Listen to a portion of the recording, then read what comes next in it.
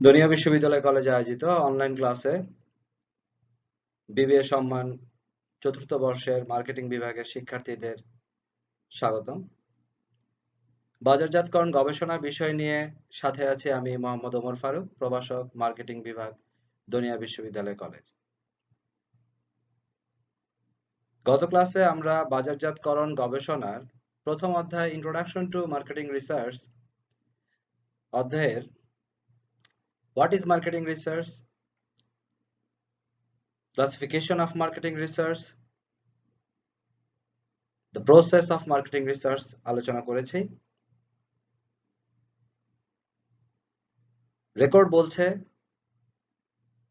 তোমরা ভিউ করেছো, দেখেছো, তবে শুনেছো কিনা জানি না, সেটা রেকর্ডে আসে না। আমার বিশ্বাস তোমরা শুধু দেখা না, তোমরা অবশ্যই শুনবে এবং রিয়েলাইজ করবে।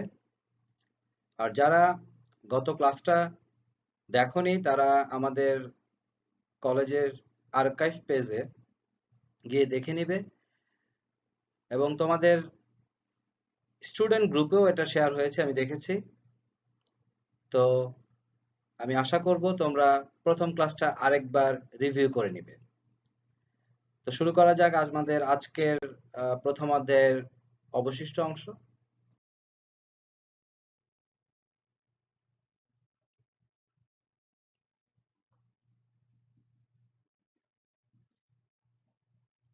প্রথমেই আসবে বাজারজাতকরণ গবেষণা সরবরাহকারী,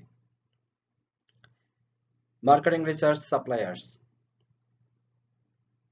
বাজারজাতকরণ গবেষণা সরবরাহকারী কথাটা শুনেই বোঝা যাচ্ছে যে গবেষণা কার্যক্রম যারা সরবরাহ করে থাকে তাদেরকেই গবেষণা সরবরাহকারী বলা হয়ে থাকে। এখন কথা হচ্ছে যে গবেষণা সরবরাহকারী কারা? বলা হচ্ছে দুই ধরনের গবেষণা সরবরাহকারী রয়েছে, একটি হচ্ছে অভ্যন্তরীণ সরবরাহকারী আর একটা হচ্ছে বাহ্যিক সরবরাহকারী। অভ্যন্তরীণ সরবরাহকারী কারা? বলা হচ্ছে যে ফার্মের ভিতরের বাজারজাতকরণ গবেষণা বিভাগ। প্রতিটা কোম্পানির বা অধিকাংশ কোম্পানিরই রিসার্চ অ্যান্ড ডেভেলপমেন্ট ডিপার্টমেন্ট থাকে, গবেষণা উন্নয়ন বিভাগ থাকে। তারা সাধারণত এই জাতীয় গবেষণা কাজ করে থাকে। এই জন্য বলা হচ্ছে যে এরা হচ্ছে ফার্মের ভেতরে যারা গবেষণা কার্যক্রম পরিচালনা করে থাকে তাদেরকে বলা হচ্ছে অভ্যন্তরীণ সরবরাহকারী। এখন অভ্যন্তরীণ সরবরাহকারী আবার দুই ধরনের রয়েছে, একটিকে বলা হচ্ছে সেন্ট্রালাইজ বা কেন্দ্রীভূত সরবরাহকারী বা সাপ্লায়ার, আরেকটা হচ্ছে বিকেন্দ্রীভূত বা ডিসেন্ট্রালাইজ সরবরাহকারী বা সাপ্লায়ার। কেন্দ্রীভূত কারা আর বিকেন্দ্রীভূত কারা? কেন্দ্রীভূত বলতে বোঝানো হচ্ছে যে কর্পোরেট হেডকোয়ার্টার, উদাহরণ হিসেবে বলা হচ্ছে যে কর্পোরেট হেডকোয়ার্টারে যদি কেউ কাজ করে বা যদি কোনো টিম কাজ করে তাহলে সেটাকে বলা হচ্ছে কেন্দ্রীভূত সাপ্লায়ার বা সরবরাহকারী বা সেন্ট্রালাইজ সাপ্লায়ার।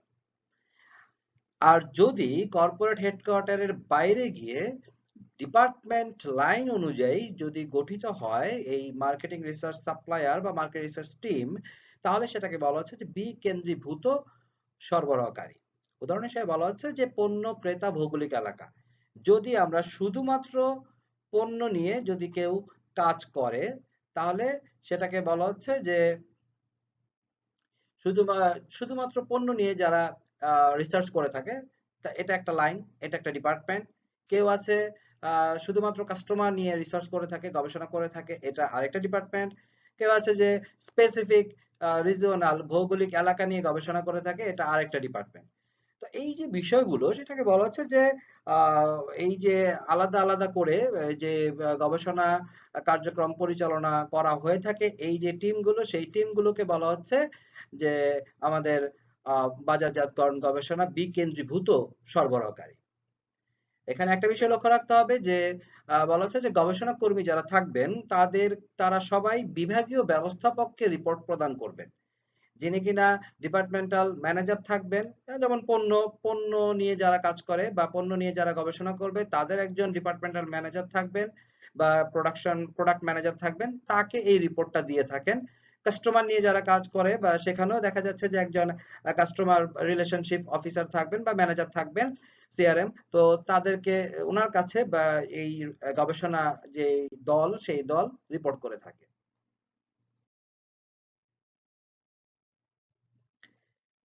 বাহ্যিক সরবরাহকারী, বাহ্যিক সরবরাহকারী বা শব্দটা শুনেই বোঝা যাচ্ছে যে বহিরাগত সরবরাহকারী যারা, যারা কিনা সাধারণত এ ধরনের কাজ করে থাকে। আমাদের দেশে এটা খুব বেশি প্রচলিত না। সাধারণত দেখা যায় আমাদের দেশে যারা কিনা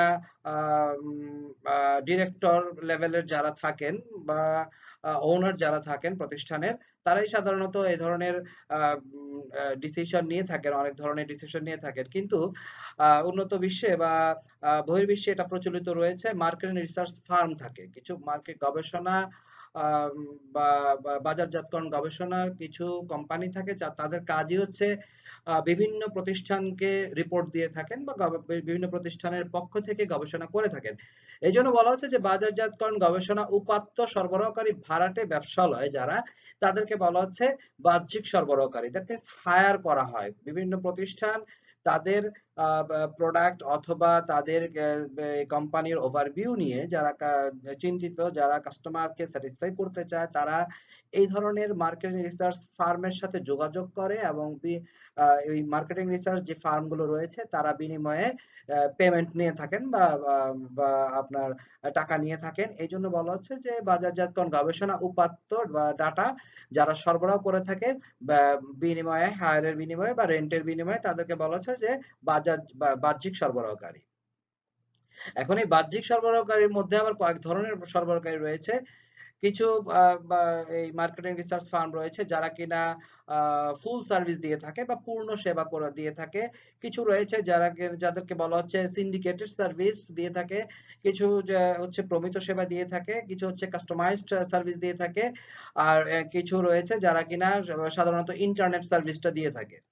এখন প্রথমেই যখন আমরা আসবো যে পূর্ণ সেবা সরবরাহকারী, এখন পূর্ণ সেবা সরবরাহকারী বলতে আসলে কি বোঝায়? পূর্ণ সেবা সরবরাহকারী বলতে বোঝানো হচ্ছে যে বাজারজাতকরণ গবেষণা কর্মকাণ্ড পূর্ণ পরিসরে প্রদান করে থাকে যারা, তাদেরকে বলা হচ্ছে পূর্ণ সেবা সরবরাহকারী। উদাহরণ হিসেবে বলা হচ্ছে যে সমস্যা সংজ্ঞায়িতকরণ। আমরা বাজারজাতকরণ গবেষণার যেই প্রক্রিয়া, সেই প্রক্রিয়াগুলো দেখে আসছি যে ৬টা ধাপ রয়েছে। ৬টা ধাপ অতিক্রম করার মধ্য দিয়ে এই একটি বাজারজাতকরণ গবেষণা সম্পন্ন হয়। তো বলা হচ্ছে যে এই ধাপগুলো নিয়ে আলাদা আলাদা করে যদি কোনো প্রতিষ্ঠান কাজ করে বা সম্পূর্ণ কাজ করে, তখন সেটাকে বলা হচ্ছে যে পূর্ণ সেবা সরবরাহকারী। কেউ আছে শুধুমাত্র প্রবলেম ডিফাইন করে, সমস্যা সংজ্ঞায়িত করে থাকে, কেউ পথ ডেভেলপ করে থাকে, কেউ কোশ্চেন ডিজাইন করে থাকে, কেউ ইনফরমেশন কালেক্ট করে থাকে, কেউ সেটাকে অ্যানালাইসিস করে থাকে, কেউ সেটাকে ইন্টারপ্রেট করে থাকে, কেউ সেটাকে প্রেজেন্ট করে থাকে। এখন এই যে বিষয়গুলো, যে কেউ যদি এই যে টোটাল যে আমাদের প্রসেস, মার্কেট রিসার্চ যে প্রসেসটা, সেই প্রসেসটা কমপ্লিট করে যারা, তাদেরকে বলা হচ্ছে ফুল সার্ভিস সাপ্লায়ার। এখন এই ফুল সার্ভিস সাপ্লায়ারের মধ্যে আবার কিছু ক্লাসিফিকেশন রয়েছে। সেই ক্লাসিফিকেশন গুলোকে বলা হচ্ছে যে সিন্ডিকেটেড সার্ভিস। কেউ আছে যে শুধুমাত্র সিন্ডিকেটেড সেবা দিয়ে থাকে। এখানে যে বিষয়টা বলা হচ্ছে যে বাণিজ্যিক ভ্যালুর তথ্য সংগ্রহ করে, যা বিভিন্ন মক্কেলকে, দ্যাট মিনস ক্লায়েন্ট যারা থাকবেন, ক্লায়েন্ট বলতে এখানে বেসিক্যালি কাস্টমার না, ক্লায়েন্ট হচ্ছে যারা কিনা যে প্রতিষ্ঠান সাধারণত মার্কেটিং রিসার্চে বা বাজারজাতকরণ গবেষণার উদ্যোগ নিয়ে থাকেন, যে হ্যাঁ আমি বাজারজাতকরণ, আমার যে প্রোডাক্ট অথবা আমার যেই প্রতিষ্ঠান রয়েছে, এই প্রতিষ্ঠান নিয়ে গবেষণা করব। তো সেই প্রতিষ্ঠানটাকে বলা হচ্ছে মক্কেল বা ক্লায়েন্ট। এখন বলা হচ্ছে যে চাঁদার বিনিময়ে, দ্যাট মিনস পেমেন্টের বিনিময়ে যদি সরবরাহ করে থাকে। এক্সাম্পল হিসেবে বলা হচ্ছে যে সার্ভে, প্যানেল, স্ক্যানার, নিরি, অডিট, এই যে বিষয়গুলো সাধারণত কেউ কেউ অডিটের মাধ্যমে করে থাকে, কেউ কেউ স্ক্যানার টেস্টের মাধ্যমে করে থাকে। আমরা দেখে থাকি স্ক্যানার সম্পর্কে আমাদের ধারণা আছে, যে এই যে আমরা যে বিভিন্ন ধরনের শপিং মলে যাই, হ্যাঁ, বিভিন্ন ধরনের যে বা যে কোনো অনেক সময় অনেক প্রতিষ্ঠানে যাওয়ার সময় আমাদের কিন্তু স্ক্যান করা হয়ে থাকে। এখন এই যে স্ক্যানের মধ্যে, দ্যাট মিনস এই স্ক্যানিং এর মধ্যে আবার অনেক ব্যাপার স্যাপার আছে, যেটা আমরা পরবর্তী অধ্যায়গুলোতে দেখব। যে এই যে চোখের স্ক্যান করে থাকে, কেউ আছে তো আপনার পালসের স্ক্যান করে থাকে। এগুলো দিয়ে তারা অনেক সময় তারা বুঝতে পারে যে কার সাইকোলজি কিরকম, প্রতিষ্ঠানের ভিউটা কেমন। তো সেটা বলা হচ্ছে যে এরপর বলা হচ্ছে যে প্রমিত সেবা। প্রমিত সেবা বলা হচ্ছে যে যে কোম্পানিগুলো সাধারণত মক্কেলকে বাজারজাতকরণ গবেষণা সরবরাহ করার জন্য ব্যবহার করে থাকে, তাদেরকে বলা হচ্ছে যে প্রমিত সেবা। আম, সাধারণত দেখা যাচ্ছে যে গবেষণা ক্রমের মধ্যে ক্লায়েন্টকে ইউজ করে যারা, তাদেরকে বলা হচ্ছে স্ট্যান্ডার্ডাইজ সার্ভিস, প্রমিত সেবা। দেন বলা হচ্ছে কাস্টমাইজড সার্ভিস। এই যে কাস্টমাইজড সেবা, যে শব্দটার মধ্যে বোঝা যায় যে এখানে কাস্টমাইজ করা হয়। এখানে বলা হচ্ছে যে যে ক্লায়েন্টের স্পেসিফিক নিড দ্বারা, ক্লায়েন্টের স্পেসিফিক নিডের উপর বেসিস করে যদি রিসার্চ পেপার তৈরি করা হয়, দ্যাট মিন্স মক্কেলের নির্দিষ্ট প্রয়োজনের ভিত্তিতে গবেষণা যদি তৈরি করে থাকে, তাহলে সেটাকে বলা হচ্ছে যে কাস্টমাইজড সার্ভিস বা কাস্টমাইজড সেবা। ইন্টারনেট সার্ভিসের কথা বলা হচ্ছে যে ইন্টারনেটের মাধ্যমে যদি কোনো প্রতিষ্ঠান গবেষণা পরিচালনায় বিশেষজ্ঞ হয়, special to conduct marketing research through internet service. এখন যে এই যে বিষয়টা যে ইন্টারনেটের মাধ্যমে, এখন ইন্টারনেটের মাধ্যমে কিন্তু আসলে বেসিক্যালি যে আমাদের যে ক্লাসটা চলছে সেই ক্লাসটাও আমরা ডিপেন্ডস অন ইন্টারনেট, আমরা ইন্টারনেটের উপর নির্ভরশীল। এখন এখন যে পরিস্থিতি, অন্তত এখন তো ওই ওই সার্ভিসগুলোর তুলনায় ইন্টারনেট সার্ভিস যারা দিয়ে থাকে তাদের ডিমান্ড বেড়ে গেছে বা তাদের ডিমান্ড বেড়ে যাওয়ার কথা।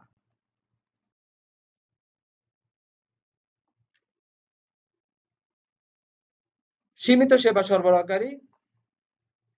এখন এই সীমিত সেবা সরবরাহকারীর মধ্যে বলা হচ্ছে যে কোম্পানি যা একটি অথবা কিছু ফেজ বাজারজাতকরণ গবেষণা প্রকল্পে বিশেষজ্ঞ। বলা হচ্ছে যে আহ, অনেকগুলো ফেজ অতিক্রম করে মার্কেটিং রিসার্চের যে প্রসেস, সে প্রসেসের মধ্যে বেশ কয়েকটা ফেজ রয়েছে, তাই না? তো এই ফেজগুলোর মধ্যে যে পার্টিকুলার কোনো ফেজ, একটা যে কোনো একটা ফেজ নিয়ে যারা কাজ করে তাদেরকে বলা হচ্ছে লিমিটেড সার্ভিস সাপ্লায়ার। এখন লিমিটেড সার্ভিস সাপ্লায়ারদের কাজটা কি? যে এক্সাম্পল হিসেবে বলা হচ্ছে যে কেউ আছে ফিল্ড সার্ভিস দিয়ে থাকে। ফিল্ড সার্ভিস দ্যাট মিন্স, সেটা ফিল্ড সার্ভিস দ্যাট মিন্স গবেষণা প্রকল্পের জন্য তথ্য সংগ্রহের অভিজ্ঞতা প্রদান করে থাকে, প্রদান করাই যাদের প্রধান সেবা মেজর সার্ভিস, তাদেরকে বলা হচ্ছে যে ফিল্ড সার্ভিস বা মাঠ সেবা সরবরাহকারী। তো এই যে মাঠ সেবা, এই মাঠ সেবাটা কিভাবে করে থাকে? বলা হচ্ছে যে মেইলের মাধ্যমে করে থাকে কেউ, কেউ পার্সোনাল ইন্টারভিউর মাধ্যমে করে থাকে, কেউ টেলিফোনের মাধ্যমে করে থাকে। তো এই যে মেইল, পার্সোনাল ইন্টারভিউ, টেলিফোন, এই শব্দগুলোর সাথে আমরা পরিচিত। আমরা ইমেল করে থাকি, আমরা পার্সোনাল ইন্টারভিউ বলতে আমরা বুঝি মাঝে মধ্যে দেখা যাচ্ছে যে আমরা বিভিন্ন শপিং বলে বা সুপার শপে লক্ষ্য করা যায় যে শপিং করতে গেলে কোনো কোনো প্রতিষ্ঠানের প্রতিনিধি আমাদের কাছ থেকে কিছু ডাটা নিয়ে থাকে, কিছু প্রশ্ন করে থাকে। তো এই পার্সোনাল ইন্টারভিউ। আর টেলিফোনের মাধ্যমে অনেক সময় আমাদের সাথে কিন্তু অনেক প্রতিষ্ঠান বিভিন্ন বিভিন্ন সময়ে টেলিফোনে র্যান্ডম কিন্তু ফোন আসে অনেক সময়। যেমন ধরেন আমার মোবাইলে মাঝে মধ্যে নেসলে কোম্পানি আমাকে ফোন দেয়, ফোন দিয়ে বিভিন্ন সময় তারা প্রশ্ন করে যে আপনি কি নেসলে প্রোডাক্ট ব্যবহার করেন কিনা, কোন প্রোডাক্টটা, নেসলের কোন কোন প্রোডাক্ট আপনি ব্যবহার করেন, আপনার নেসলের এই প্রোডাক্টটা আপনার কেন ব্যবহার করেন বা কেমন লাগে, ভালো লাগে কিনা, কমপ্লেন, কোনো রকম কমপ্লেন আছে কিনা। তো এই যে ব্যাপারটা, এটা হচ্ছে যে এই টেলিফোনের মাধ্যমে এটা অনেকে করে থাকে। ফোকাস দল নিয়ে সেদিন গত ক্লাসে আমি বলেছি যে কিছু রিসার্চার রয়েছেন, গবেষক রয়েছেন যারা কিনা একটি টিম গঠন করে, সেটা 10 থেকে 12 জন হতে পারে বা একটু বেশি কম হতে পারে। যে এই যে 10-12 জনের একটা টিম গঠন করে, সেই টিম গঠন করে সেই টিমকে একটা প্রবলেম দেয় বা একটা কিছু নিয়ে ডিসকাস করতে বলে, সেখানে সেই ডিসকাশন থেকে একটা আউটপুট নিয়ে আসে যে তাদের চিন্তা ভাবনাটা কেমন অ্যাবাউট প্রতিষ্ঠান।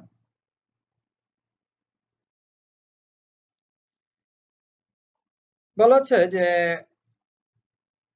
সার সংগ্রহ, সামারি এবং উপাত্ত লিপিবদ্ধকরণ সার্ভিস।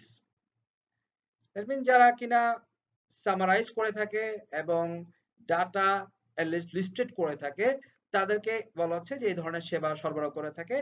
এখানে যে কাজটা করে থাকে তারা, তাদের কাজটা হচ্ছে যে পরিসংখ্যানগত বিশ্লেষণ পরিচালনার জন্য সম্পন্ন জরিপ অথবা সাক্ষাৎকার একটি ব্যবহার উপযোগী ডাটাবেজে রূপান্তরকরণে অভিজ্ঞতা প্রদান হচ্ছে প্রধান সেবা। তাদের মূল কাজটা কি? তাদের মূল কাজ হচ্ছে এই যে আমরা আমরা কিছুক্ষণ আগে বললাম যে এই যে বিভিন্ন ধরনের মেইল বা পার্সোনাল ইন্টারভিউ বা ফোকাস গ্রুপের মাধ্যমে তারা যে তথ্যগুলো বা ইনফরমেশন গুলো কালেক্ট করে, সেই ইনফরমেশন গুলোকে একটি ইউজার ফ্রেন্ডলি বা ব্যবহার উপযোগী একটা ডাটাবেজের মধ্যে নিয়ে আসা। এখানে এক্সাম্পল হিসেবে আমরা বলছি সেটা হতে পারে এই যে সিডি রম, সাধারণত সিডি রমই এই ধরনের স্টোরেজটা করা হয়ে থাকে, বা অন্য কোনো ডিভাইসের মাধ্যমে হতে পারে, তাই না?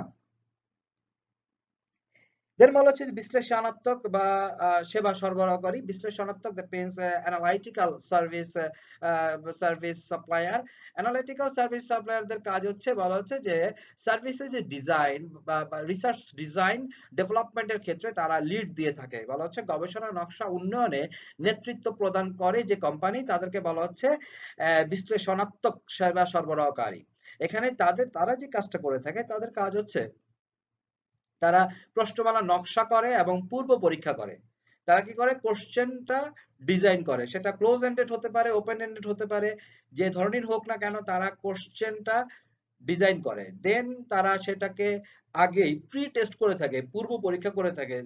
সার্ভেতে যাওয়ার আগে বা আপনার রিসার্চে যাওয়ার আগে তারা একটা টেস্ট করে থাকে।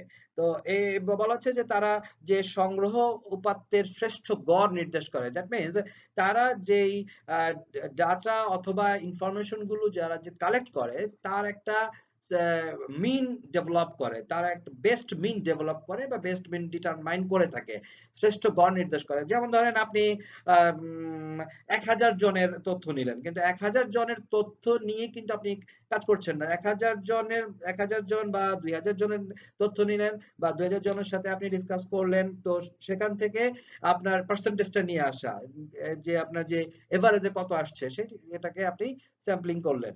আদর্শ পরিকল্পনা নকশানোর কথা বলা হচ্ছে যে স্ট্যান্ডার্ড একটা প্ল্যানিং তারা ডিজাইন করে থাকে। বলা হচ্ছে যে গবেষণা নকশার যে অন্যান্য দৃষ্টিভঙ্গি, যে আদার্স যে পয়েন্ট অফ ভিউটা রয়েছে, সেটাকে তারা ডিজাইন করে থাকে এই ধরনের অ্যানালিটিক্যাল সার্ভিস প্রোভাইডার যারা রয়েছে বা সাপ্লায়ার যারা রয়েছে।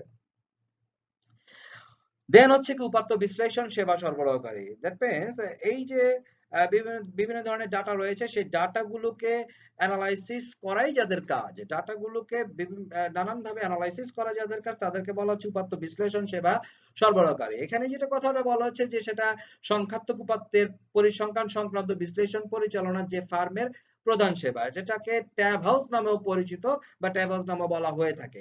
এখানে যে বিষয়টা আসছে সেটা হচ্ছে যে তারা কি করে থাকে, তার কাজ হচ্ছে ছক কাটা তালিকাভুক্ত করে করণ। বলা হচ্ছে ফ্রিকোয়েন্সি গণনা করে, যে আমাদের যে আমরা যে রিসার্চটা করব সেই রিসার্চের ফ্রিকোয়েন্সিটা কেমন, বা এটাকে এই জন্য বলা হচ্ছে যে ছক কাটা। দ্যাট মিনস আপনার কি বলতে পারি, সেটা হচ্ছে যে লিস্টেড করা বা চার্ট তৈরি করা।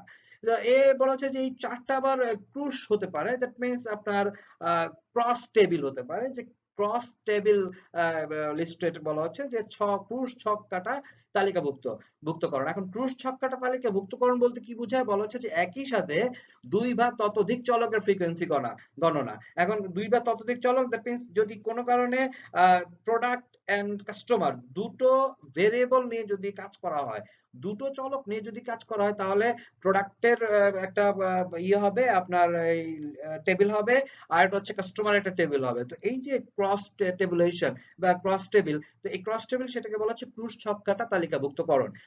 দেন বলা হচ্ছে যে এই যে তাদের এর মধ্যে রয়েছে, কেউ এটা করে থাকে, বলা হচ্ছে ব্র্যান্ডেড বিপণন গবেষণা পণ্য সরবরাহকারী। যে সাধারণত যে ব্র্যান্ডেড, দ্যাট মিনস এই শব্দটার সাথে আমরা খুব বেশি পরিচিত, we are fourth year student, we know. তো হোয়াট ইজ ব্র্যান্ড আমরা সবাই জানি, এটা নিয়ে আলোচনার কিছু নাই। বলা হচ্ছে যে ব্র্যান্ডেড বিপণন গবেষণা পণ্য সরবরাহকারী। সাধারণত দেখা যাচ্ছে যে যারা যারা কিনা মূলত বিভিন্ন ধরনের উপাত্ত সংগ্রহ এবং বিশ্লেষণ পদ্ধতি চিহ্নিত করার ক্ষেত্রে স্পেশাল, তারা কিনা কিছু পদ্ধতি অবলম্বন করে থাকে। সেই পদ্ধতি হতে পারে প্যাটেন্টেড করা বা ব্র্যান্ড নেম দেওয়ার মধ্য দিয়ে তারা এই ব্র্যান্ডেড গবেষণা করে থাকে। তো এরপরে আমরা চলে যাব আমাদের আরেকটি আলোচনা, সেটা হচ্ছে কি যে গবেষণা সরবরাহকারী পছন্দ। এখন এই যে কিছুক্ষণ আগে আমরা দেখলাম যে দুই ধরনের গবেষণা সরবরাহকারী রয়েছে, অভ্যন্তরীণ গবেষণা সরবরাহকারী, বাহ্যিক গবেষণা সরবরাহকারী। এই যে ইন্টারনাল এন্ড এক্সটার্নাল যে মার্কেটিং রিসার্চ সাপ্লায়ার রয়েছে, এর মধ্যে ইন্টারনাল মার্কেটিং রিসার্চ সাপ্লায়ার নিয়ে আমাদের খুব বেশি আলোচনা ছিল না, কিন্তু এক্সটার্নাল রিসার্চ সাপ্লায়ার নিয়ে কিন্তু যথেষ্ট আলোচনা ছিল। কারণ ইন্টারনাল রিসার্চ সাপ্লায়ার যারা রয়েছে তারা আপনার নিজের, সো আপনি এই তাদের উপর ট্রাস্ট রাখতে পারেন। তাদের কাজ নিয়ে আপনার কোনো চিন্তা থাকার কথা না, বা তাদের কাজকে আপনি ছাঁটাই বা তাদের কাজকে কারেকশন করা, এই বিষয়গুলো কিন্তু আপনার আন্ডার কন্ট্রোল, তাই না? আমরা যেটাকে বলতে পারি যে এটা হচ্ছে মাইক্রো এনভায়রনমেন্ট, তাই না? এটা হচ্ছে আপনার নিজস্ব। কিন্তু যদি আপনি এক্সটার্নাল রিসার্চ সাপ্লায়ার হায়ার করতে চান, বাহ্যিক যে সরবরাহকারী রয়েছে তাদেরকে যদি আপনি হায়ার করতে চান, ভাড়া করতে চান, পেমেন্ট করবেন। এখন কথা হচ্ছে যে আপনি যে হায়ার করবেন কিভাবে করবেন, সোর্সটা কি? এই সোর্সটার যে বিষয়টা বলা হচ্ছে যে শুরুতে আমরা বলে নিচ্ছি যে এই গবেষণা সরবরাহকারী পছন্দের ক্ষেত্রে যে বিষয়টা মাথায় রাখতে হবে যে যে উৎসগুলো কি, আমাদের যে সোর্স, আমরা কোন কোন উৎস থেকে আমরা এই আমরা এক্সটার্নাল সাপ্লায়ার খুঁজে পাবো। সোর্স গুলো বলা হচ্ছে যে বিভিন্ন ধরনের বাণিজ্যিক প্রকাশনী রয়েছে, বিভিন্ন ধরনের, আমাদের দেশে যেমন ফাইন্যান্সিয়াল এক্সপ্রেস, এটা একটা বাণিজ্যিক প্রকাশনী, তাই না? এটা একটা পত্রিকা যারা কিনা বিজনেস নিয়ে কাজ করে। তো এই যে বাণিজ্যিক প্রকাশনী, বিভিন্ন ধরনের বাণিজ্যিক প্রকাশনী রয়েছে, পত্রিকা হতে পারে, ম্যাগাজিন হতে পারে, বিভিন্ন ধরনের বাণিজ্যিক প্রকাশনী রয়েছে। একটা খুব নামকরা একটা বাণিজ্যিক প্রকাশনী ইন্টারন্যাশনাল, আপনারা জানেন যে ফোবর্স। তো ওখান থেকে কিন্তু অনেক তথ্য চলে আসে যে কারা কোন পর্যায়ে আছে, কোন প্রতিষ্ঠান। এখন এই যে বাণিজ্যিক প্রকাশনী থেকে আমরা জানতে পারবো যে আমরা বা আমাদের ডিসিশন নেওয়াটা সহজ হয়ে যেতে পারে। বলা হচ্ছে যে পেশাদারী নির্দেশক, দ্যাট মিন্স ডিরেক্টরিস, হ্যাঁ, যে পেশাদারী নির্দেশক, এই যে ডিরেক্টরিস যেটাকে বলা হচ্ছে যে এটা সাধারণত যে এখানে কি থাকে, এই ডিরেক্টরিস গুলোতে কি থাকে, এখানে বিভিন্ন ধরনের গবেষক যারা রয়েছেন তাদের নাম ঠিকানা থাকে, এবং এটা এই যে নাম ঠিকানা সম্বলিত একটি গ্রন্থ বা একটি বুক, তাই না? যেটাকে বলা হয়ে থাকে ইউলো বুক। তো এই যে সম্বলিত এই যে গ্রন্থ, সেটাকে বলা হচ্ছে পেশাদারী নির্দেশক। মৌখিক বাচনিক, that means word of mouth, মুখে মুখে প্রশংসা। আপনারা এটা সম্পর্কে জানেন যে ওয়ার্ড অফ মাউথ মার্কেটিং এ খুব ইম্পর্টেন্ট একটা টার্ম, যে মুখে মুখে অনেক কিছু কিন্তু হয়ে যায়। মুখে মুখে বিভিন্ন প্রতিষ্ঠান থেকে আপনি যে শুনতে পাচ্ছেন, জানতে পারছেন যে অমুক গবেষণা প্রতিষ্ঠান, তাদের কোয়ালিটি ভালো, তাদের কাজ ভালো। এই যে বিষয়গুলো, এই যে এটাকে বলা হচ্ছে কি মৌখিক বাচনিক বা ওয়ার্ড অফ মাউথ। অর্থনৈতিক দক্ষতা, আপনি যাদেরকে কাজ দিবেন, দেখেন আপনি কিন্তু টোটাল পেমেন্ট কিন্তু আগে করবেন না। আপনি হয়তো একটা অ্যাডভান্স করবেন, আপনি প্রথমে হয়তো 30% বা 50% অ্যাডভান্স করবেন, কিন্তু বাকিটা কিন্তু আপনাকে বুঝিয়ে দেওয়ার পর, আপনি যে বিষয় নিয়ে গবেষণা করতে বলবেন, তাহলে গবেষণাটা সাবমিট করার পরে দেন কিন্তু আপনি পেমেন্ট করে থাকবেন। তো এখন যে বিষয়টা হচ্ছে যে আপনি 50% দিলেন, কিন্তু তারা কি করলো, তারা 50% তাদের অর্থনৈতিক দক্ষতা নাই, তারা ওই 50% পেমেন্টের উপর বেস করে তারা কাজ করছে। আবার আপনাকে কিছুদিন পরে আপনার কাছে টাকা চাইলো, বা কাজটা থেমে গেল কোনো কারণে, অর্থনৈতিক জটিলতার কারণে। তো এই বিষয়টা কিন্তু একটা বিষয় যে অর্থনৈতিক দক্ষতা লক্ষণীয়। লক্ষণীয় আরো যে বিষয়গুলো রয়েছে, বলা হচ্ছে যে সরবরাহকারীর খ্যাতিটা কি, তাদের কি রিপুটেশনটা কেমন, সরবরাহ যে সাপ্লায়ার যারা রয়েছেন তাদের রিপুটেশনটা কেমন, তাদের খ্যাতি আছে কিনা মার্কেটে বা রিসার্চ মার্কেটে, তাদের সুনাম কেমন, ইমেজটা কেমন, তাই না?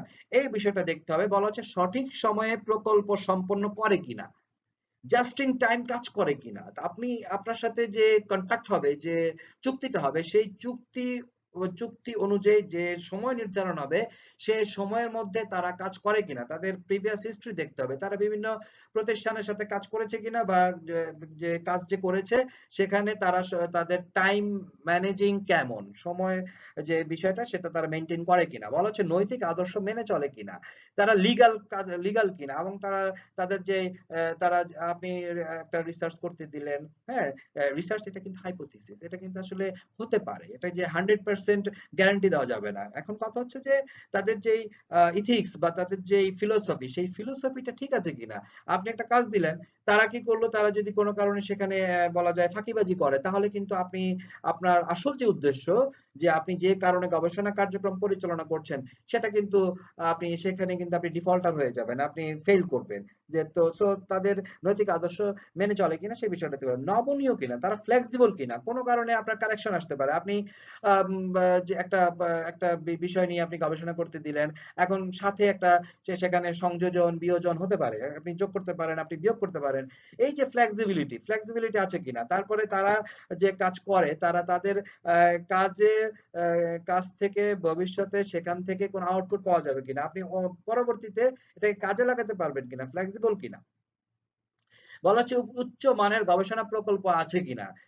এখন রিসার্চ ফার্ম যারা রয়েছে তারা গবেষণা করে, কিন্তু হাই কোয়ালিটি রিসার্চ তারা কখনো করেছে কিনা সেটা আপনাকে দেখতে হবে। যদি আপনার রিসার্চ টপিকস, যদি গবেষণার যে বিষয়বস্তু সেটা যদি উচ্চমানের হয়ে থাকে, তাহলে অবশ্যই আপনাকে এটা অবশ্যই সার্চ করতে হবে তাদের উচ্চমানের অভিজ্ঞতা আছে কিনা। বলা হচ্ছে যে কি ধরনের এবং কি পরিমাণ অভিজ্ঞতা আছে, তাদের অভিজ্ঞতাটা কি ধরনের, এবং আহ, সময়টা কতটুকু, তাদের যে প্রতিষ্ঠান, তাদের সেই প্রতিষ্ঠানের বয়স কেমন, তাদের অভিজ্ঞতার ঝুলিটা কতটুকু, তাদের কি পরিমাণ তারা কাজ করেছে অতীতে, সেই বিষয়টা আপনাকে দেখতে হবে। বলা হচ্ছে প্রকল্পের সাথে, আপনি যেই প্রকল্প নিয়ে কাজ করছেন, আপনি যে প্রজেক্ট নিয়ে কাজ করছেন, আপনি যে বিষয়ের উপর গবেষণা করতে চান, সেই গবেষণার সাথে মিলে এমন অভিজ্ঞতা তাদের আছে কিনা। তারা অনেক অভিজ্ঞ, তারা অনেক গবেষণা করেছে, কিন্তু আপনার বিষয়বস্তুর সাথে মিল নাই, তাহলে কিন্তু তাদের জন্য এটা অনেকটা নতুন। তবে হ্যাঁ, যারা একেবারেই নতুন তাদের তুলনায় তাদের অ্যাডভান্টেজ আছে, তাদের তুলনায় তারা কাজ ভালো করতে পারবে। কিন্তু যদি আপনার প্রকল্পের সাথে মিল আছে এমন অভিজ্ঞ গবেষণা প্রতিষ্ঠান পাওয়া যায়, তাহলে অবশ্যই সেটা অনেক বেশি বেটার হবে আপনার জন্য। সরবরাহকারীর কি প্রাযুক্তিক এবং অপ্রাযুক্তিক বিশেষজ্ঞ কর্মী আছে কিনা, দ্যাট মিনস টেকনিক্যাল বডি এবং নন টেকনিক্যাল বডি আছে কিনা। যে কোনো প্রতিষ্ঠানে আপনি দেখবেন যে যে কোনো প্রতিষ্ঠানেই কিন্তু টেকনিক্যাল বডি থাকে, আবার নন টেকনিক্যাল বডি থাকে। তো টেকনিক্যাল বডি সাধারণত যেটা এই যে বিভিন্ন ধরনের ইঞ্জিনিয়ারিং যে সেক্টর বা এগুলোকে বলা হচ্ছে ইঞ্জিনিয়ারিং সেক্টর বা বিশেষায়িত যে বিষয়টা, মেডিকেল সেক্টরে ডাক্তাররা হচ্ছে টেকনিক্যাল সাইড, ইঞ্জিনিয়ারিং সেক্টর গুলোতে ইঞ্জিনিয়ার হচ্ছে টেকনিক্যাল সাইড। তো এই যে টেকনিক্যাল বডি আছে কিনা, এবং এখন এই বডিগুলোতে যে আপনার অন্য লোকবল লাগে না তা কিন্তু না। যেমন আমাদের কলেজে, স্কুল কলেজ বলতে কি বোঝায়? স্কুল কলেজ বলতে বোঝায় স্টুডেন্ট অ্যান্ড টিচার, কিন্তু এর বাইরে কি অন্য এমপ্লয়ি দরকার হয় না? এর বাইরে কি এই কলেজের আপনারা বেতন দেন কাদের কাছে? আপনারা বিভিন্ন ধরনের যে আপনাদের রেজিস্ট্রেশন, এগুলো কাদের কাছে করেন? তো তারপরে টিচারদের বা এই যে প্রতিষ্ঠানের যে অ্যাকাউন্টস মেইনটেইন করে, এরা কারা করে, তাই না? তো টেকনিক্যাল বডি থাকবে, আবার নন টেকনিক্যাল বডি থাকবে। এরা আছে কিনা, এই ধরনের স্পেশালিস্ট আছে, এমপ্লয়ি আছে কিনা সেটা দেখতে হবে। বলা হচ্ছে যে মক্কেলের সাথে গবেষণা দর্শন শেয়ার করে কিনা। এখন আপনি একটা প্রতিষ্ঠানকে গবেষণা করতে দিলেন, তারা বলল যে হ্যাঁ, আপনি আমাদের গবেষণা শেষ হলে আমরা আপনাকে এই গবেষণা বা রিসার্চ পেপার জমা দিব, দেন আপনি দেখবেন। তার আগে আপনার সাথে কোনো যোগাযোগ করে না, বা আপনি যোগাযোগ করছেন, তাদের রেসপন্স নাই। হ্যাঁ, আমরা জানাচ্ছি, আমরা জানাবো, বা আমরা তো আগেই বলেছি আমরা শেষ হলে তারপর বলবো। হ্যাঁ, একটা গোপনীয়তা যদি মেনটেন করে, আপনি রিসার্চ করাচ্ছেন, আপনি গবেষণা করাচ্ছেন, কিন্তু তারা আপনাকেই কিছু বলতে চাচ্ছে না, তারা শেষ করবে অনেকটা বলা যায় এই যে ডিটেক্টররা যারা করে, গোয়েন্দারা যে তদন্তের স্বার্থে শেয়ার করা যাচ্ছে না, এই যে ব্যাপারটা। এই এখন যদি গবেষণা করবে প্রতিষ্ঠান যারা রয়েছে, তারা যদি এরকম করে যে না, গবেষণার স্বার্থে আপনার সাথে আপনার গবেষণার বিষয় নিয়ে আমরা আপনার সাথে শেয়ার করব না, তাহলে এটা কিন্তু ভয়ঙ্কর ব্যাপার, তাই না? তাহলে আপনি কিন্তু কাজ করিয়ে কি আপনার স্বাচ্ছন্দ্য বোধ করবেন না। তো বলা হচ্ছে যে দেন এটা যদি শেয়ার করে, এই ধরনের মানসিকতা যদি ওই প্রতিষ্ঠানে থাকে, তাহলে অবশ্যই তারা যোগাযোগ রাখবে, এবং যোগাযোগটা সুন্দরভাবে রাখবে। এই বিষয়গুলো আপনাকে লক্ষ্য রাখতে হবে রিসার্চ সাপ্লায়ার সিলেকশনের ক্ষেত্রে। একটা বিষয় অবশ্য মাথায় রাখতে হবে যে সস্তা দর, এটা সব সময় প্রযোজ্য, সস্তা দর কখনো সেরা হয় না। একটা বিজ্ঞাপন রয়েছে, আপনারা দেখেছেন বিজ্ঞাপনটা, ওই যে আবুল হায়াত এবং ওই যে চঞ্চল চৌধুরীর যেই অ্যাডভার্টাইজমেন্ট, এই যে পাঞ্জাবির, একই রকম পাঞ্জাবি, লাল কালারের দুইটা পাঞ্জাবি, হ্যাঁ, তারপর ওই যে রং লেগে যায়, হ্যাঁ, দেন বলা হয় যে ভালো মানের যেটা সেটার দাম একটু বেশি হবে। তো এই বিষয়টা কিন্তু আসলে সবসময় প্রযোজ্য। এখন কথা হচ্ছে যে কি করণীয়। এখন আপনি আপনার সোর্স আপনি খুঁজে বের করলেন। হ্যাঁ, আপনি যে বিষয়গুলো লক্ষণীয়, গবেষণা গবেষণা প্রতিষ্ঠান সিলেকশনের ক্ষেত্রে যে বিষয়গুলো লক্ষ্য করা দরকার, সেগুলো আপনি ঠিকঠাক মতো করলেন। দেন আপনার কাজটা কি? দেন আপনার কাজ হচ্ছে, বলা হচ্ছে প্রতিযোগী দর গ্রহণ করতে হবে। যে আপনি ধরেন আপনি ৫টা গবেষণা প্রতিষ্ঠান আপনি সিলেক্ট করলেন। এখন ৫টার থেকে আপনাকে আপনার যে ৫টার সাথে যোগাযোগ করতে হবে। আপনার যেই বিষয়বস্তু, সেই বিষয়বস্তু নিয়ে কারা কত দরে আপনাকে কাজ করে দিবে। তো এটা নিয়ে আপনাকে ভাবতে হবে এবং তারা যে প্রাইসটা দিবে সেই প্রাইসের সাথে কোয়ালিটির মিল আছে কিনা, তারা কিভাবে কাজ করবে সেটা তো একটা ব্লুপ্রিন্ট দিবে, তাই না? একটা নীল নকশা তারা দিবে যে আমরা এইভাবে গবেষণা কার্যক্রম পরিচালনা করব। তো এই জন্য সেটাকে আপনি কি করতে হবে, আপনার এগুলো অ্যানালাইসিস করতে হবে। বলা হচ্ছে প্রকল্পের শুরুতে লিখিত চুক্তি করতে হবে। অবশ্যই লিখিত চুক্তি ছাড়া আসলে এটা আসলে বলার কিছু নাই, যে কোনো ব্যবসায়ী লিখিত চুক্তি করতে হবে, এটা রিটেন ডকুমেন্ট থাকা লাগে। যেকোনো ব্যবসা মানে এখন, এবং যেখানে অর্থনৈতিক লেনদেন সেখানে একটা রিটেন ডকুমেন্ট ছাড়া আসলে হয় না, এটা আমরা সবাই বুঝি। দেন বলা হচ্ছে ইন্টারনেটের ব্যবহার গবেষণা সরবরাহকারী খোঁজার জন্য। গবেষণা সরবরাহী খোঁজার জন্য আপনি ইন্টারনেট ব্যবহার করতে পারেন। আপনি ইন্টারনেটের মাধ্যমে তাদের অ্যাড্রেস বা তাদের ঠিকানা, তাদের ওয়ার্কিং এক্সপেরিয়েন্স, ওই যে যে বিষয়গুলো, যে কি কি সিলেকশনের ক্ষেত্রে যেগুলো আপনার লক্ষণীয়, এখন কি কি লক্ষণীয় হচ্ছে বা কি কি আপনি কোন দিকগুলো বিষয়গুলো দেখবেন, সেগুলো দেখবেন কিভাবে, সেগুলো ইন্টারনেটের মাধ্যমে এখন দেখা খুবই সহজ, তাই না? এরপরে যে বিষয়টা সেটা হচ্ছে কি আমাদের বাজারজাতকরণ গবেষণায় MIS, that means marketing information system বা বাজারজাতকরণ তথ্য ব্যবস্থাপনা, এবং ডিএসএস ডিসিশন সাপোর্ট সিস্টেম বা সিদ্ধান্ত আহ, সহায়ক আহ, সিদ্ধান্ত সহায়ক সার্ভিস বা ডিএসএস এর ভূমিকা, ডিসিশন সাপোর্ট সার্ভিস। তো এখন যে বিষয়টা আসছে যে বাজারজাতকরণ তথ্য ব্যবস্থাপনা বা এমআইএস, এমএস কি বলছে? এমএস বলছে যে চলমান প্রক্রিয়ায় বাজারজাতকরণ সিদ্ধান্ত প্রণেতাকে তথ্য উৎপাদন, বিশ্লেষণ, সংরক্ষণ এবং বন্টনের একটি বিধিবদ্ধ প্রক্রিয়া, এই প্রক্রিয়াটাকে বলা হচ্ছে যে এমআইএস। লক্ষ্য করতে হবে যে তারা কি করে। বলা হচ্ছে যে যে প্রক্রিয়াটা চলমান সেই প্রক্রিয়াটার মার্কেটিং যে ডিসিশন, সেই মার্কেটিং ডিসিশন প্রণেতা যিনি কিনা বাজারজাতকরণ সিদ্ধান্ত নিয়ে থাকেন কিভাবে মার্কেটিং হবে, সাধারণত মার্কেটিং ম্যানেজারই সাধারণত এই ধরনের সিদ্ধান্ত নিয়ে থাকেন, বা ডিরেক্টর লেভেল যারা থাকেন বা ম্যানেজিং ডিরেক্টর যারা থাকেন তারা সিদ্ধান্তগুলো নিয়ে থাকেন। এখন এই যে সিদ্ধান্ত প্রণেতা যারা যারা কিনা ডিসিশন নিয়ে থাকেন তাদেরকে বিভিন্ন যে ইনফরমেশন গুলো, সেই ইনফরমেশন গুলো প্রডিউস করা, অ্যানালাইসিস করা, স্টোরেজ করা এবং ডিস্ট্রিবিউট করা, যে এই যে বিষয়টা, এটার যে একটি একটি স্ট্রাকচার, এটার যে একটা প্রসেস, সেই প্রসেসটাকে বলা হচ্ছে এমআইএস। এখন এটা কি করে, এটা এমআইএস কি কাজগুলো করে থাকে? এমআইএস এমআইএস কাঠামোবদ্ধ সমস্যা সমাধান করে থাকে, যে স্ট্রাকচারাল যে প্রবলেম গুলো রয়েছে সেগুলো থেকে থাকে প্রতিবেদন, এই কাজগুলোর জন্য তারা প্রতিবেদন ব্যবহার করে থাকে। বলা হচ্ছে যে তারা তাদের এই কাঠামোটা অনমনীয় হয়ে থাকে, সাধারণত অনমনীয়, ফ্লেক্সিবল না। দেন বলা হচ্ছে সীমাবদ্ধ তথ্য প্রদর্শন করে থাকে, তারা কি করে লিমিটেড কিছু ইনফরমেশন তারা রিপ্রেজেন্ট করে থাকে। অপরিশোধিত তথ্য পরিশোধনের মাধ্যমে সিদ্ধান্ত তৈরির উন্নীতকরণ। অনেক ইনফরমেশন আপনি কালেক্ট করেছেন, এখন এত ইনফরমেশন থেকে সব ইনফরমেশন তো আপনি এই যে যারা কিনা ডিসিশন মেকার তাদেরকে দেওয়ার কিছু নেই, তারা এত এত ইনফরমেশন চায় না। তারা কি চায়, যেটা কিনা আপনি পিউরিফাই করেছেন, যেটা কিনা আপনি পরিশোধন করে নিয়েছেন। এখন এই যে তথ্যগুলো সেগুলোই কিন্তু আসলে ডেভেলপ করাটাই হচ্ছে এমআইএস এর কাজ, বা এমআইএস ডিপার্টমেন্ট থাকে, বা এই যে বাজারজাতকরণ তথ্য ব্যবস্থাপনা বিভাগ থাকে, তাদের কাজই হচ্ছে যে এই কাজগুলো।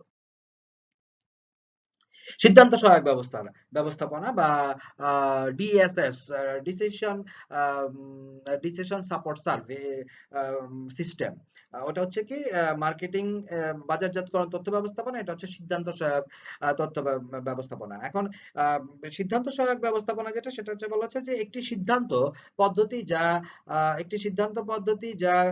সিদ্ধান্ত প্রণেতাকে সরাসরি ডাটাবেজ এবং বিশ্লেষণ মডেল উভয়ের প্রতি পারস্পরিক ক্রিয়ায় সক্ষম করে। বলা হচ্ছে যে এখানে কাজটা কি, কাজটা হচ্ছে যে হার্ডওয়্যার, যোগাযোগ নেটওয়ার্ক বা কমিউনিকেশন নেটওয়ার্ক রয়েছে, ডাটাবেজ, মডেল বেজ এবং ডিএসএস ব্যবহারকারীকে, যারা কিনা এই সিদ্ধান্ত সহায়ক ব্যবস্থাপনা ব্যবহার করে থাকে তাদেরকে বলা হচ্ছে যে ডিএসএস ইউজার। এই যে তাদের সবাইকে সংযুক্ত করা, যে আপনার যে কমিউনিকেশন নেটওয়ার্ক রয়েছে, আপনার যে হার্ডওয়্যার রয়েছে, আপনার যে ডাটাবেজ রয়েছে যেখানে আপনি স্টোরেজ করেছেন, আপনার যে মডেল বেজ রয়েছে, এই সবাইকে একত্র করা, এই যে সবাইকে সংযুক্ত করা। সংযুক্ত কেন করা প্রয়োজনটা কি? কারণ হচ্ছে তাহলে সিদ্ধান্ত মেকার যারা, ডিসিশন মেকার যারা তাদের সিদ্ধান্ত নেওয়াটা সহজ হয় এবং তারা এটা ব্যাখ্যা করতে পারে। তাদের তো ব্যাখ্যা করার দরকার আছে, তাই না? এখন মার্কেটিং ম্যানেজার যদি ডিসিশন নিয়ে থাকেন তাকে ব্যাখ্যা করতে হবে টপ লেভেল, টপ ম্যানেজমেন্টকে। তো এই যে কাজগুলো এগুলোকে বলা হচ্ছে এটা ডিসিশন সিদ্ধান্ত সহায়ক ব্যবস্থাপনা। এখন সিদ্ধান্ত সহায়ক ব্যবস্থাপনা কি করে? ওই যে কাঠামোবদ্ধ এমআইএস যেটা কিনা কাঠামোর মধ্যে ছিল, স্ট্রাকচারের মধ্যে ছিল, সেটাকে আনস্ট্রাকচার করে দিচ্ছে, অবকাঠামো করে দিচ্ছে, মডেলের ব্যবহার করে, যেটা কিনা আপনার ইন্টারপ্রিটেশন ব্যাখ্যা ছিল সেটাকে মডেলের মাধ্যমে নিয়ে আসা, ব্যবহার বান্ধব মিথস্ক্রিয়ার কথা বলা হচ্ছে, ইউজার ফ্রেন্ডলি ইন্টারাকশনের কথা বলা হচ্ছে, যে ব্যবহার করা যাবে এরকম বা ইউজার ফ্রেন্ডলি করে করে তোলা এই যে তথ্যগুলোকে বলা হচ্ছে উপযোগীকরণ, উপযুক্ত করা। যে আমরা যে গবেষণা কার্যক্রম পরিচালনা করছি সেটা উপযুক্ত করা, ব্যবহার উপযোগী করা আর কি। দেন বলা হচ্ছে যে হোয়াট ইফ, যদি বা না হয়, হোয়াট ইফ বা না হয়, এটা একটা পদ্ধতির নাম। এটাকে বলা হচ্ছে যে না হয় বিশ্লেষণ ব্যবহারের মাধ্যমে সিদ্ধান্ত তৈরির উন্নতিকরণ। তো এই ওভারঅল যে এমআইএস, সরি হ্যাঁ, এমআইএস এন্ড ডিএসএস, এই যে এমআইএস এবং ডিএসএস এই দুটো আসলে এমআইএস, ডিএসএস ছাড়া এমআইএস টা ইফেক্টিভ হয় না, কার্যকর হয় না। আপনি যদি এমআইএস মেনটেন করেন আপনাকে ডিএসএস ও মেনটেন করতে হবে। এই ওভারঅল যে বিষয়টা আসছে যে আমাদের যে মার্কেটিং রিসার্চের যে মার্কেটিং রিসার্চের যে ইন্ট্রোডাকশন চ্যাপ্টার, প্রথম অধ্যায়ের যে আলোচ্য বিষয়গুলো ছিল, গত ক্লাসে আমি তিনটা আলোচ্য বিষয় নিয়ে কথা বলেছি সিলেবাস অনুযায়ী। এই ক্লাসে আমি বাকি তিনটা নিয়ে কথা বলেছি। ওভারঅল আমাদের এই চ্যাপ্টার 1 কমপ্লিট, আলোচনা কমপ্লিট। এখন বাকিটা তোমাদের কাছে, বাকিটা আপনারা পড়াশোনা করবেন, আপনারা অবশ্যই পড়াশোনা করে রাখবেন, কারণ হচ্ছে এই প্যান্ডামিকের পরে, এই করোনা বা আমরা তো জানি না আসলে এই মহামারী কতদিন থাকবে। তো টুডে টুমরো হোপফুলি এটা নিয়ন্ত্রণে আসবে, নিয়ন্ত্রণে আসার পরে আমাদের কলেজ খুলবে বা পরীক্ষা শুরু হয়ে যাবে। এবং এটা মাথায় রাখতে হবে যে তখন কিন্তু আসলে সময় পাওয়া যাবে না। আমরা হয়তো অনলাইনে হয়তো সব ক্লাস বা সব টপিকস আলোচনাও করার সুযোগ পাবো না, কিন্তু আপনাকে কিন্তু দিন শেষে কিন্তু আপনাকে পরীক্ষা দিতে হবে। সো আপনারা কিন্তু অবশ্যই পড়াশোনাটা একটু হলেও বা নিয়মিত, অল্প হোক কিন্তু সেটা যেন নিয়মিত যেন হয়, একটু টাচে থাকার চেষ্টা করবেন। তো আজকে এই পর্যন্তই। ইনশাল্লাহ দেখা হবে নেক্সট টাইম। Thank you.